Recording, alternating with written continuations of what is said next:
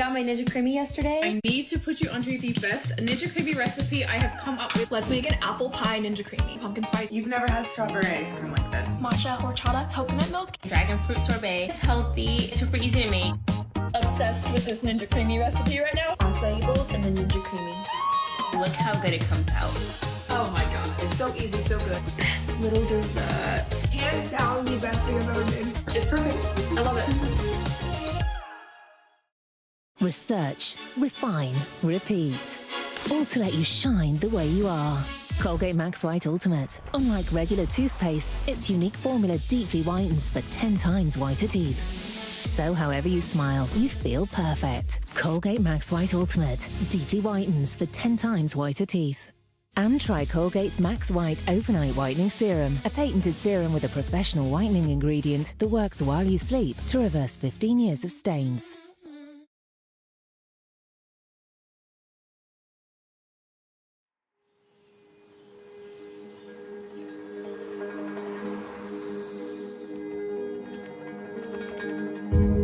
For the past 45 years, I have been investigating the unsolved death of my sister, Teresa Allure. Teresa disappeared in Quebec, Canada in 1978. We were being told by the police that it could have been a drug overdose. Homicide is off the radar. She was not a drug addict. To me, her being found in her bra and her underwear in the middle of nowhere suggests sexual murder. I just wanted to know, whatever the truth was. It's decades later.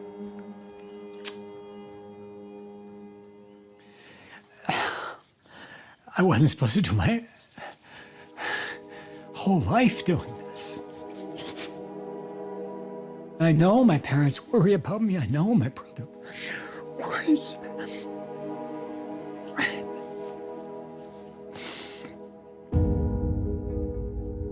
I feel very much that this is a story about two tragedies. It's important for me to be here today to be part of the work that John started on the investigation of my sister Teresa's death. I seriously thought about not doing it, but I wouldn't be able to live with myself if I didn't partake in this and try to complete the story in some way for John and for the family, for all of us.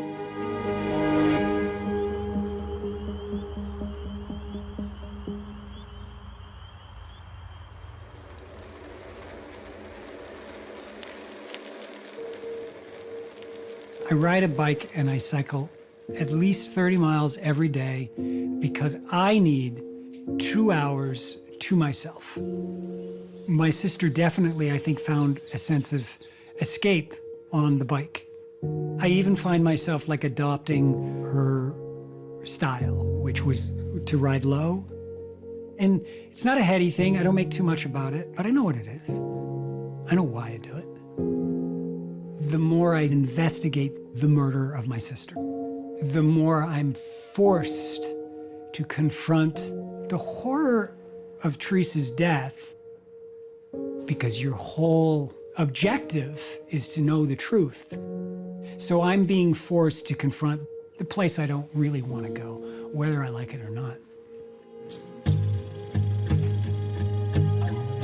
I come from a family of a brother and a sister. Teresa was my older sister. I also have an older brother, Andre. All three of us were born in Southern Ontario in Canada. It was always a fun time growing up. And with John and Teresa, there was always something going on. There was never a dull moment. Teresa was fun, adventurous, caring.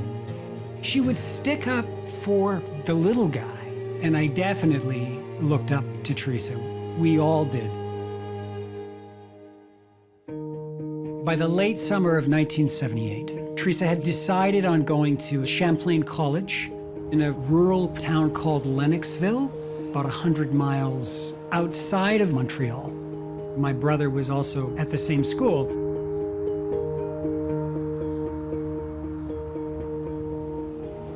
Teresa was last seen around 6 o'clock in the evening outside the dining hall where students traditionally waited for the bus. Her residence was about 10 kilometers from the campus. The first realization that something is wrong is that she had told a couple of friends that she might stop by their room to listen to like records later after she finished her book report, and she's a no-show. People are like, well, maybe she decided to go back to Montreal. We'll see her in class Monday morning. Monday arrives. There's no sign of Teresa. Tuesday, Wednesday, Thursday, fellow students notify my brother, who was there, and say, none of us have seen Teresa. My worry meter at that time was very, very high. Went to her room. Things looked like they hadn't been touched, and she hadn't been there. Then Friday, I called home, and I said, Teresa has been missing for a week. My parents come into my bedroom and they say to me, Teresa's missing. We're gonna drive to Quebec to find out what's going on.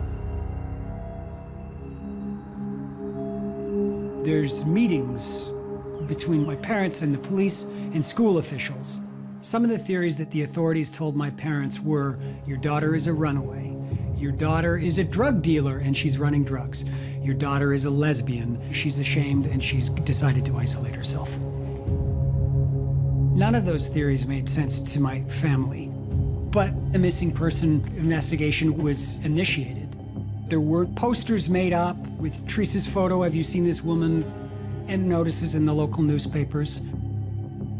My parents thought that the local police who were involved in the investigation were doing what they needed to do, but it wasn't really going anywhere.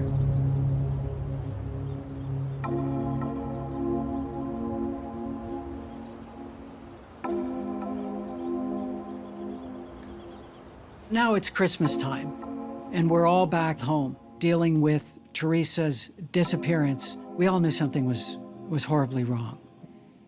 Our Christmases were so full of life. That was gone.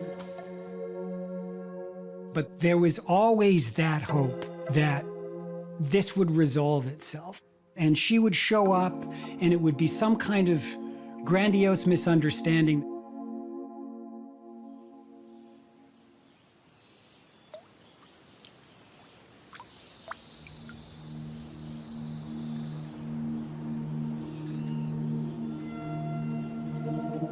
Good Friday, April 13th, 1979. It's spring, snow's starting to melt. There's a muskrat trapper at the side of the road in Compton, Quebec, which is about 1 kilometer from the student residence where Teresa had been living. And he goes into a small wooded area to set some traps, and he sees near some brush what he thinks is a mannequin. And as he gets closer, he realizes that it's the body of a woman. Face down in a small body of water, in her bra and her underwear, and he immediately phones the police. One of the investigators at the scene knew that Teresa's been missing for 5.5 months. So he makes the phone call to my father and asked him to come and identify the body.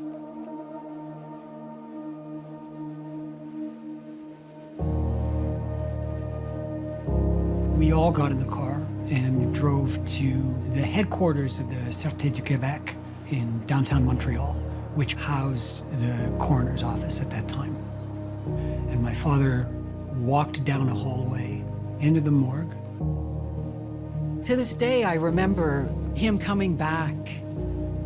It was as white as a ghost, and he just told us that it was Teresa. The guy who went down that hallway was not the guy who came out the other side, and he was never quite the same again.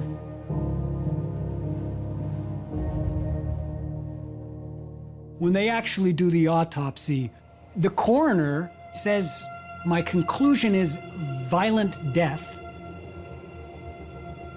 of undetermined means. Well, what does that mean? Violent death caused by her? Caused by someone else? What is it?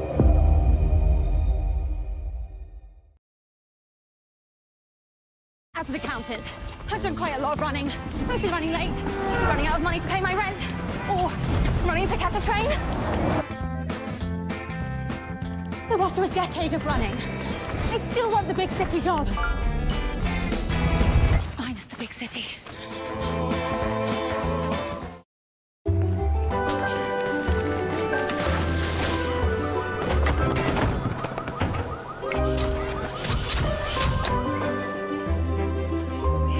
Hey, Dad, I have an idea. You know, I've been investing for a while. From insurance to wealth. It's all yours now. And retirement, we can help solve life's financial puzzles. You're gonna do great. Making it click? It takes Aviva.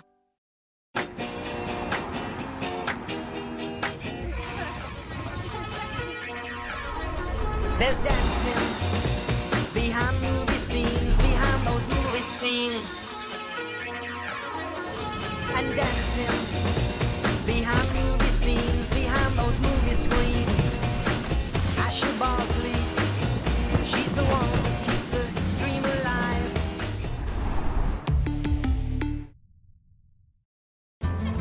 What are you looking for? Something for you. You're not going to find it. Bosses, come and help me. I can't.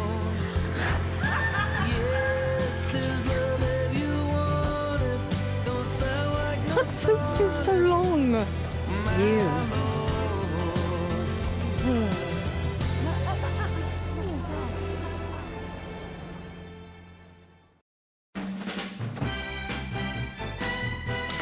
Ah, half-price breakfast. Well, brunch, technically. Half-price hairdo, strong fringe, and half-price movie. No spoilers, Poppy. Scottish Power's half-price weekends means 50% off your electricity every Saturday and Sunday between 11 a.m. and 4 p.m. Half-price beef, Bruce? Not for me, thanks. I'm more of a greens guy. Find out how much Scottish Power can save you. Turn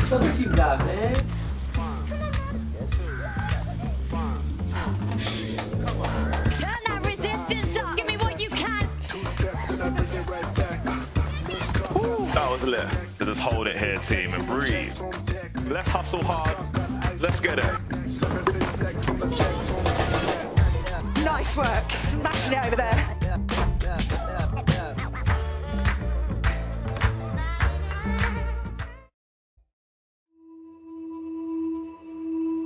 Undetermined, violent means.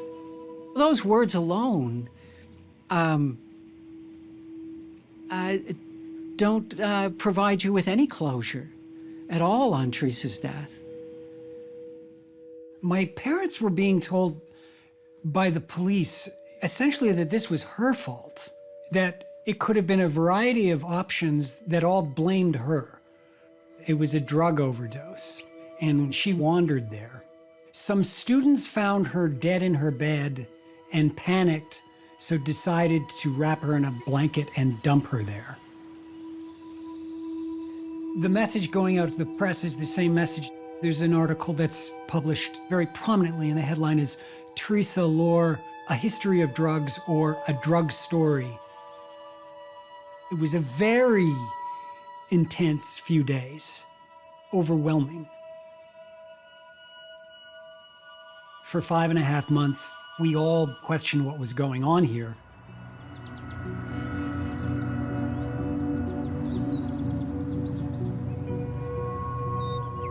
I returned to Champlain College, and I was asked to attend a meeting with the head investigator on the case, and he presented me with 2 of Teresa's personal items.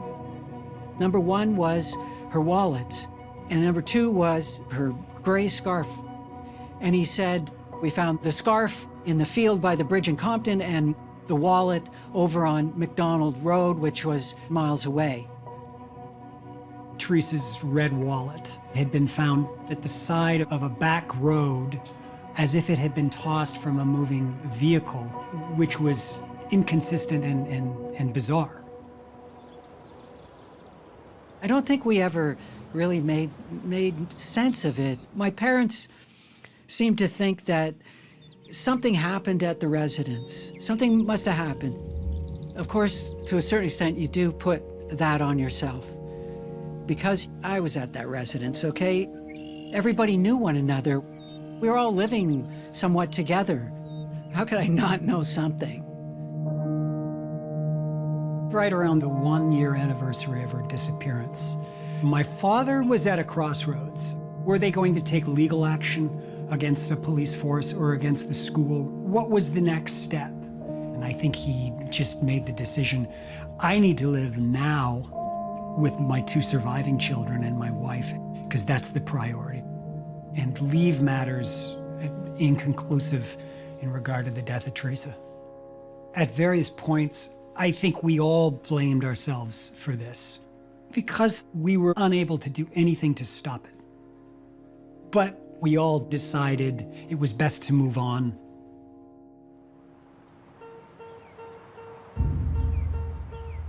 By 2002, I'm no longer living in Canada. And I had a family of my own. I had a 5-year-old daughter, and I began to question the legacy of my elder sibling dying, and what was the message in that entire horrible event? What was I going to tell my children? I didn't have a good answer. So I realized that I needed to learn about everything to do with my sister's death. But I'm living in North Carolina, so I had to very quickly become a cyber detective to do the majority of my investigation online. John was determined to investigate Teresa's case and get to the bottom of what exactly happened. I was probably a little more apprehensive about, jumping right into this. The initial step was looking through libraries of newspaper digests and things like that. Then I phoned the Quebec police and I said, can I see my sister's case file?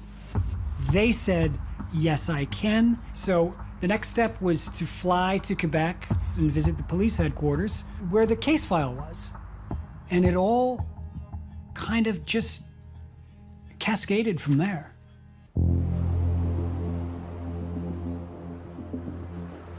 An investigator brought a box, and I methodically went through papers and testimonies and translating. What does this mean? At the conclusion of that day, as I left, I asked, what about the physical evidence? What about the bra and underwear? And he said, it's been destroyed, it's been disposed of. And I said, it's been what? Well, when did that happen? He said, well, that happened about 5 years after she was found. And he said it in a manner that was like, well, we do this all the time. I was shocked. This was another aha moment. While in Quebec, it was very important for me to see physical places. I wanted to see where Teresa was found, where the wallet was found. I wanted to see where she was last seen. I'm right at the site where her body was found, trying to reconcile these theories of she might have overdosed in the residence, or she might have been a runaway, with how she was found, how she was dressed, what was missing, what was found further away. I came to a conclusion that this was not a drug overdose. This was murder.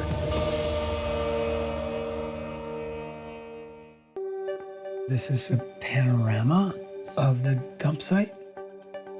At a certain point, I wanted for the public, particularly the residents of Sherbrooke, Eastern Townships, Lennoxville, to know what I was learning. And so I had a friend, Patricia Pearson, who was a crime writer for Toronto newspapers. And in the summer of 2002, the two of us together wrote a series of 3 articles. And I started a website called Who Killed Teresa, which investigated the unsolved murder of my sister. The whole purpose of it was for people to come forward and contribute information. After the articles, a reporter contacted me for a follow-up interview, and then rather nonchalantly, he told me that he had a document that he had retrieved, and it was a second coroner's report, not the one that said violent death of undetermined means. This document was from the day of the discovery of the body, April 13th, 1979. The new document was faxed over to me, so I'm reading it along, and it says, strangulation marks around the neck. And I'm like, what? How does this piece of evidence reconcile with a drug overdose? To me, it points to homicide. But what you read on paper is only leading you to more questions, for which you want more information, which leads to more questions. So one of the things I wanted to do was to verify if there was drugs in her system when she died. And I was trying to find the toxicological report, and lo and behold, it was in my father's pile of documents, but it was kind of hidden, and it seems to me that he hadn't looked at it either. When I looked at the toxicological report, it stated undeniably that there were no evidence of drugs in her system. None, nothing. This was a huge eye-opener. Here's something that was determined years ago, but was kept from the family. You have another document that flies in the face of the police's theory. They say drugs, this document says no drugs.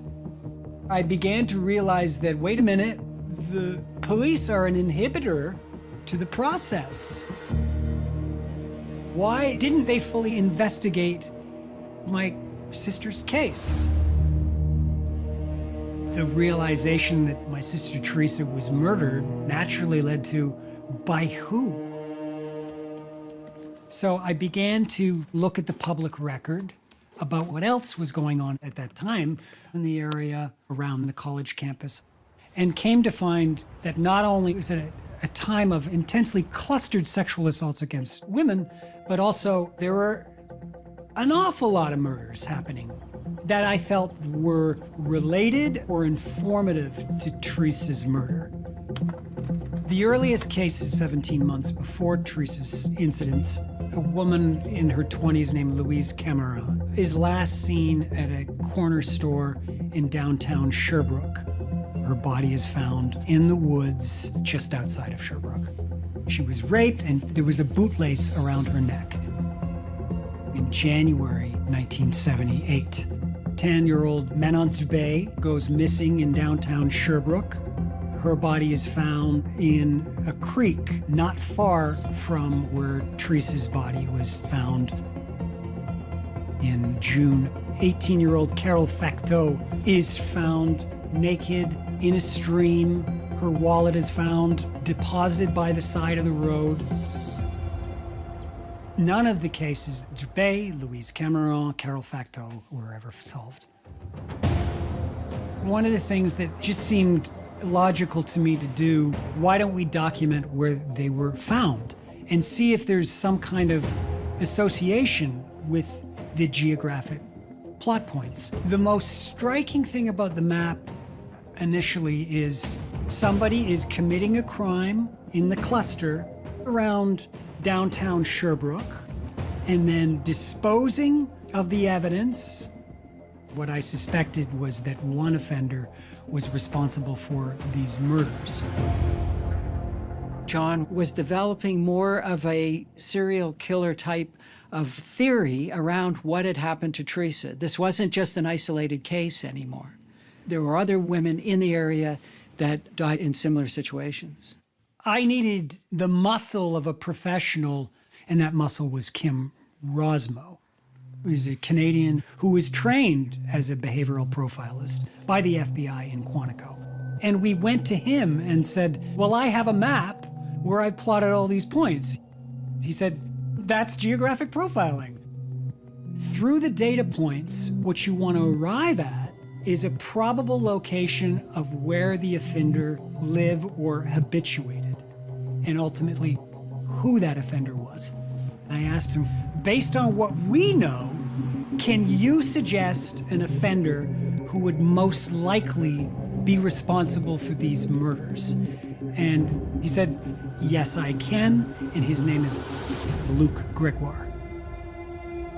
Kim Rosmo told me Luc Gregoire had a rap sheet in the area for numerous sexual assaults and rapes, and in 1993, he committed the murder of a convenience store clerk, and for that, he was convicted and given a life sentence. I thought that Luc Gregoire could have been the person who was responsible for Teresa's death and other women who died of a similar nature in the area. So Kim Rosmo contacted the Sûreté de Québec, saying that it's highly probable that these unsolved murders were committed by one person, and the cases need to be looked at together. So that was the lever that was pulled to say, okay, police, you have your professional verdict, investigate these crimes as the possible work of a serial sexual offender. The evidence was stacking up against Gregoire. It felt I was moving in the right direction.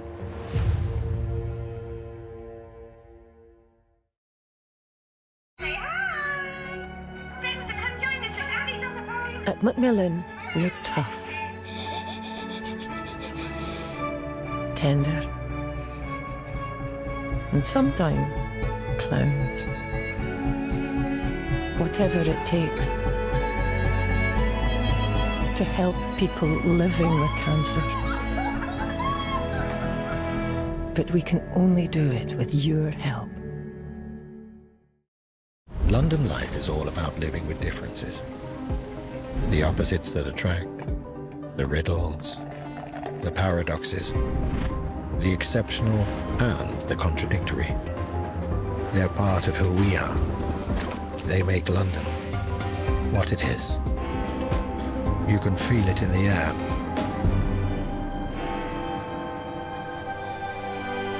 Cypress and Grapevine, Joe Malone, London. When you order restaurant food with Deliveroo Plus Gold, you get 10% credit back, which collects in your app so you can spend more on what you love. Genius. Sign up and start living that Plus life. Deliveroo Plus Gold. Now, just got even better. Activia presents Happy Gut, Happy You in 1, 2, 3.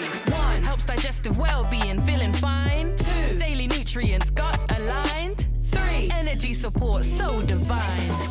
Activia contains an exclusive mix of live cultures, plus calcium which supports the gut. Your gut is where it all begins. Activia. You're giving me magic. When you give me love, when you give me happiness, you're giving me magic. Give that Tilbury feeling. Shop perfect gifts now at charlottetilbury.com. We're making some magic. No, I do. I genuinely want to. I say, I don't think you got any clues to who stealing from, that's all. Oh, when you shave it encourages the air. I was so embarrassed. I'm a thief. First thing you noticed when I walked in. Something is not right in general in this town. Why is the law allowed to treat people like this? What is a weekend? Go premium on ITVX. Never-ending entertainment, ad-free and downloadable for $5.99 per month. Start your free trial today. The pursuit of Luc Gregoire was done in conjunction with the Sûreté de Québec. I have had helpful investigators and not so helpful investigators. And for a time, I had a very helpful investigator who planted a mole in Gregoire's cell to see if they could get Gregoire to admit something, and he never did. And then in 2015, he died in prison.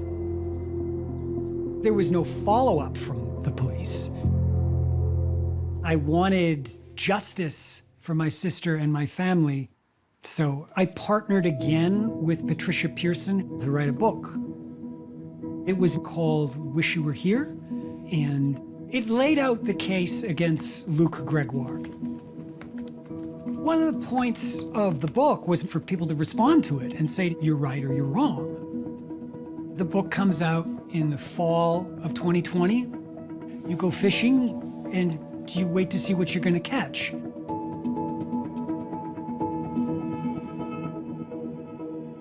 After the book was published, it took a while, but eventually people started to come forward with potential suspects. And in the fall of 2021, I received an email from a person living in the Eastern Townships in Sherbrooke, who I will call Alex, who wanted to report to me a deathbed confession by a relative named Gerald Lachance. And it was about an episode where he was involved in the abduction and murder of a young woman in the fall of 1978. So the story is this. Gerald Lachance was out joyriding with his older brother, Regis Lachance, and a third person who was described as younger in the driver's seat. And they picked up a young female hitchhiker in Lennoxville, Quebec, where my sister was last seen. They proceeded to drive. Somewhere along the way, they pulled over to the side of the road, and Regis got out of the passenger seat and dragged the young woman out of the car, down an embankment, and disappeared into the darkness in the night. After a period of time, Gerald gets out of the car to see what's happened. He walks down the embankment and discovers his older brother holding the hitchhiker underwater as if to drown or choke them. He says, "What's going on?" Regis bursts out and says, "Get back in the car." And they drive off in the night, leaving his young female victim dead or near death. The description of the event eerily matched what could have happened to my sister Teresa. Alex said also that the older brother, Regis, was already deceased by this point. And that not only was he responsible for other crimes in the area, he may have been responsible for other murders. Alex cited the 1977 murder of Louise Camera. They cited the murder of Carol Facteau in 1978. They also mentioned that the police possibly knew of him and that he was a protected member of organized crime.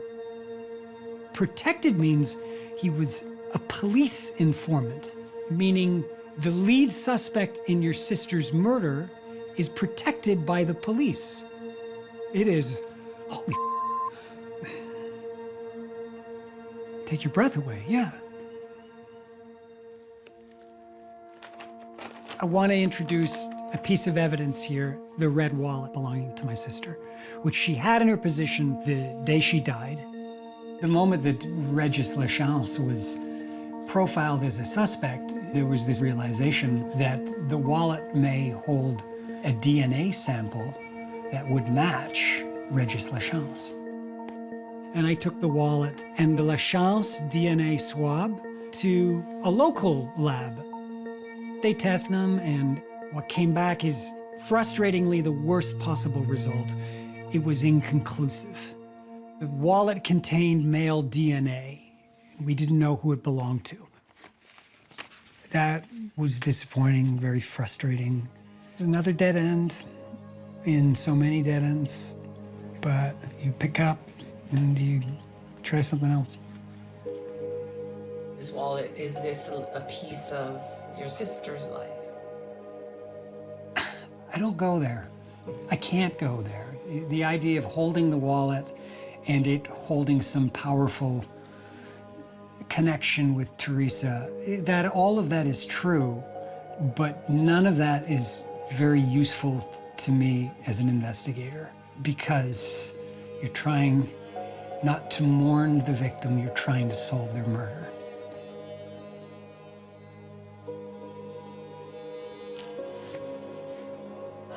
So now I want to go to Canada for the specific purpose of finding even more supporting evidence that is compelling to say that this is the right suspect, Regis Lachance.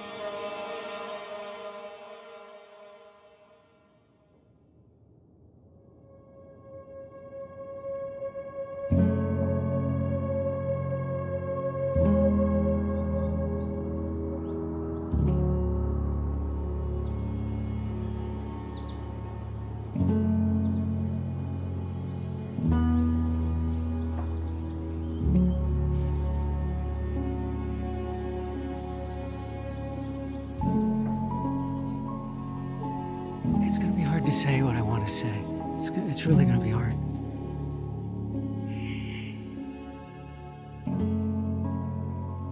I don't know if I can do it.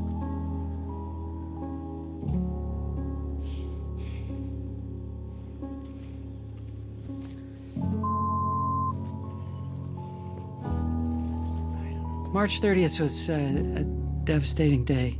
My phone rang, and it was a state trooper. John has been involved in an accident. Okay, what kind of an accident has John been involved in? There's silence. Where is John? Is he in the hospital? No, he died in the accident. He was struck by a car on his bike.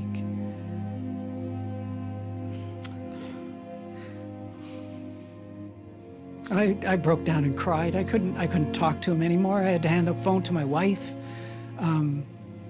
We just couldn't believe it, that this had happened.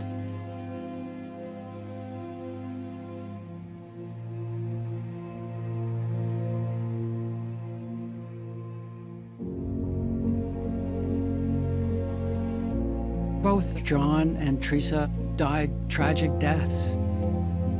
It's really difficult to deal with. It's to get your head around. Why? What did we do wrong to deserve something like this? Where do you go from here? Where do you go from here?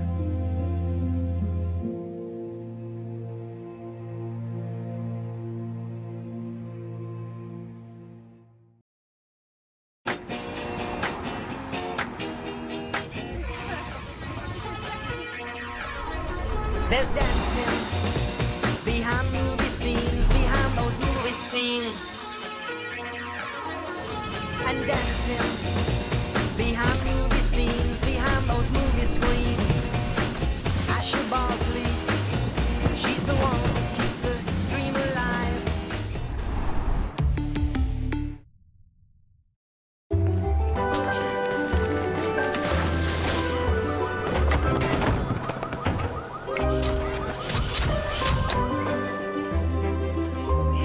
Hey, Dad?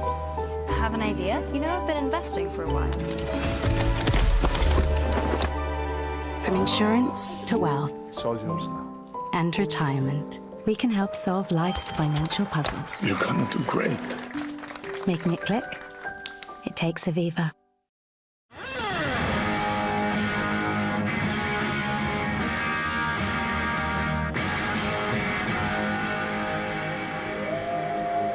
In the wilderness, fearless and human. Sauvage, eau forte, the new parfum, Dior.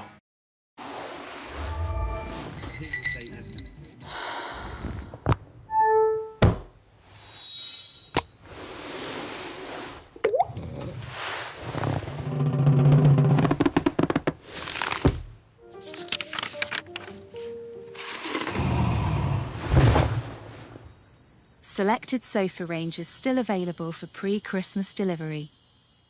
Sofology. Feel at home on a sofa you love. This is ITV Kaching, the discount fee. It's a fast, free way to save effortlessly on your online shopping. From last-minute discounts on holidays to sneaky saving from the biggest brands on the high street. And with ITV Kaching, you don't find the discounts find you. And if you're looking for unmissable deals on gifts this Christmas, let us do the legwork for you. So put your feet up and start saving effortlessly. ITV Kaching, the discount fee. Installed now in time for Christmas. Invisible.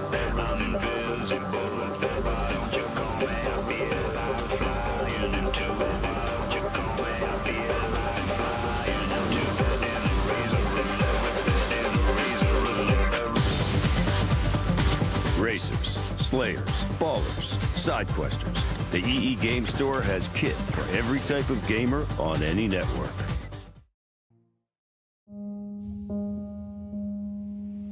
John has done so much on his own over the last 35 years with all of this investigative work. This case continues forward, even without John being here. And I think that's very important to continue to do.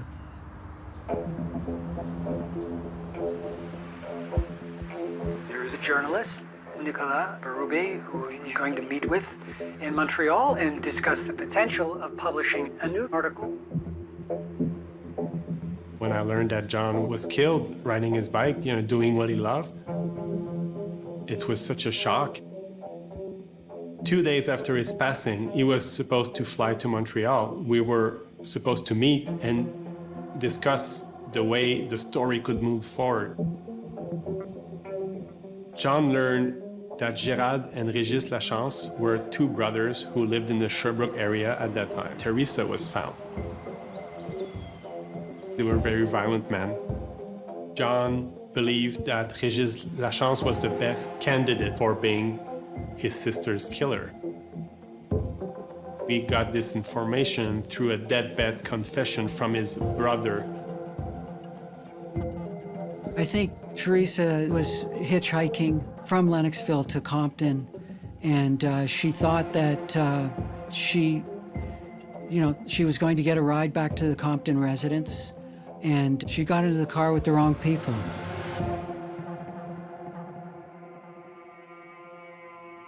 It's a hard thing to really process in your head, the way that she died.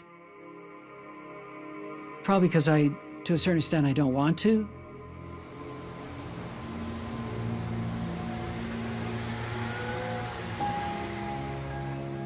Prior to his death, John gave me the contact information of this person, a family member who got the deathbed confession. And I contacted this family member, interviewed them to write a story about the confession. But a few days before the article was to publish, this family member contacted me and basically they had cold feet.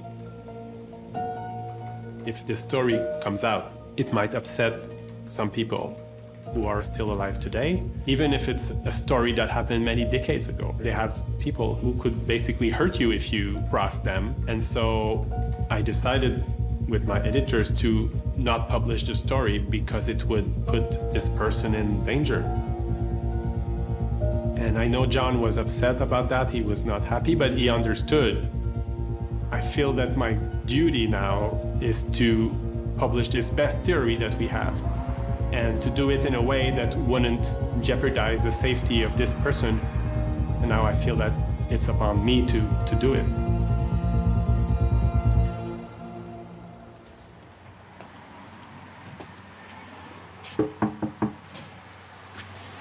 Hello, Mr. Nicholas. Hi, Stéphane. How are you? Pretty good yourself. I'm good, thank you. Stéphane Luce worked with John for many years. He's met with that person who's part of the Lachance family and got a deathbed confession. What brought me and John together was the fact that I was seeking people that have lived the same thing that I lived. We both lost a loved one. He lost his sister and I lost my mother. She was murdered back in 1981. We became good friends. Once the first or second beer was taken, we would talk about cases and it would last for a few hours. I'm writing this story, around the idea that John had contact with Régis Lachance's family member. I heard lots of things, The most interesting element was the Régis Lachance theory. There were 3 persons in the car. I got the same story you had. Régis Lachance reportedly was in the back with Teresa, and there was Gérald Lachance, Régis' brother, and there was a third person who apparently was the driver. That's what I wanted to talk about with John, Who's the third person? Who's that driver? And I said it to the police first, and, I don't think they took me seriously. Finding out who that person is, I think, would be the key to the answer of this investigation.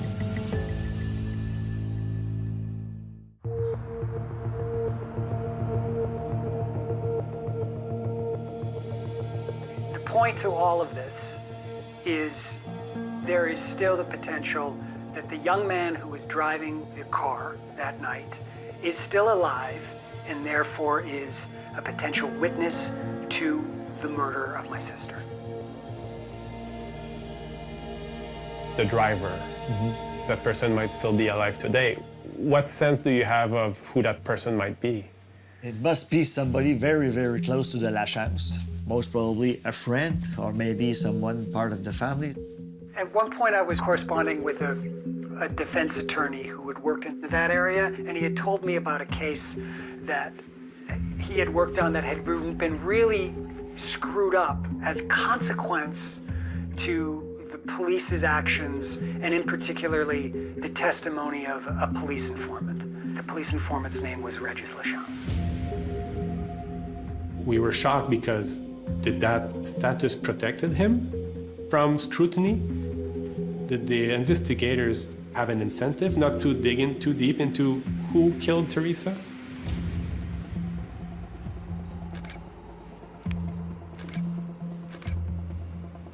Did they explore every avenue, or it was more convenient not to do that? Did they ask, and they didn't like the answer they were given?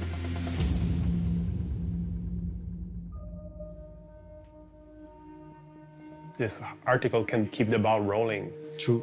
Maybe a person who was afraid to talk like 40 years ago, or even 20 years ago, maybe now they have something they want to get up their chest. Yeah, exactly. At least answers will be given to the family. You know, I mean, John's parents and John's brother, they still need answers. If that person is still alive today, the hope was that they can come forward and they can be contacted by the police, or it was at least a possibility that they could help solve this. Well, I hope that someone will come forward and say what happened that night. I count on that article to get more answers.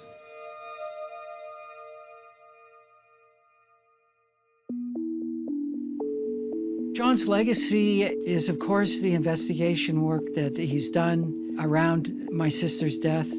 He worked so hard on Teresa's case. It's also more than that. John had many different facets of his life. He was a stage actor, a budget director for the town of Durham. He was a family man. He loved his 3 daughters.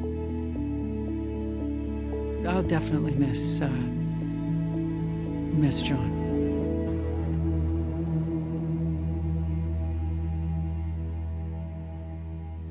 Do you mind if we film your little mouse sock? My daughter is going to be so happy that you did. Whether it makes the final cut or not, she's just going to be happy.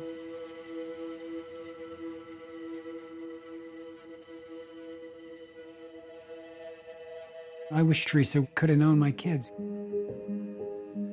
I see so much of her in them, in all of them. That's really the problem when somebody dies. It's less about the tragedy that they didn't fulfill their life, although that is sorrowful.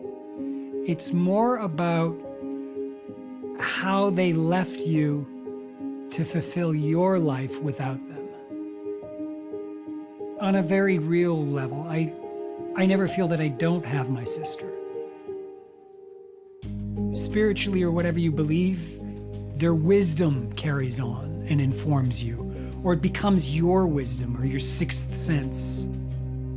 I'm not alone on this quest. I'm not alone. I've never felt that way. All we do on this earth, ultimately, is we move through space, and it's just not the kick that it was moving through space without her.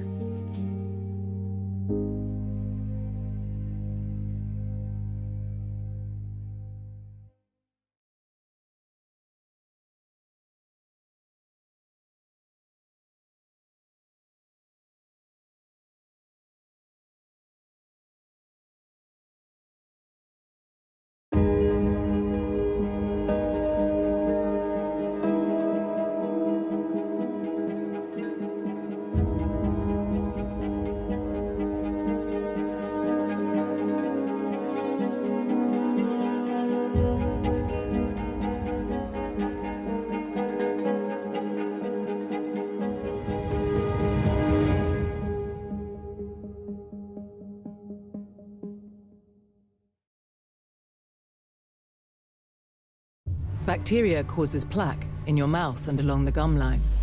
Try new Colgate Total Plaque Pro Release. Its precision foam technology helps dissolve and lift away gum-harming plaque 3 times more effectively. For whole mouth superior protection. New Colgate Total Plaque Pro Release from the #1 brand recommended by dentists. Hey up! Harringtons have only gone and done the blinking impossible. Natural food with fresh meat ingredients that won't break the bank. No wonder me mates are going barking mad for it.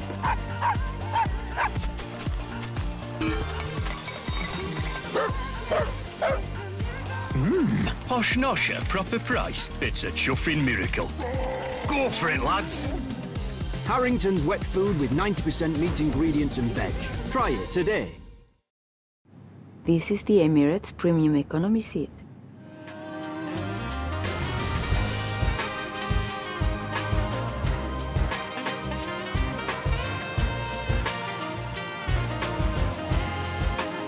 Economy. Perhaps they need to call it something else.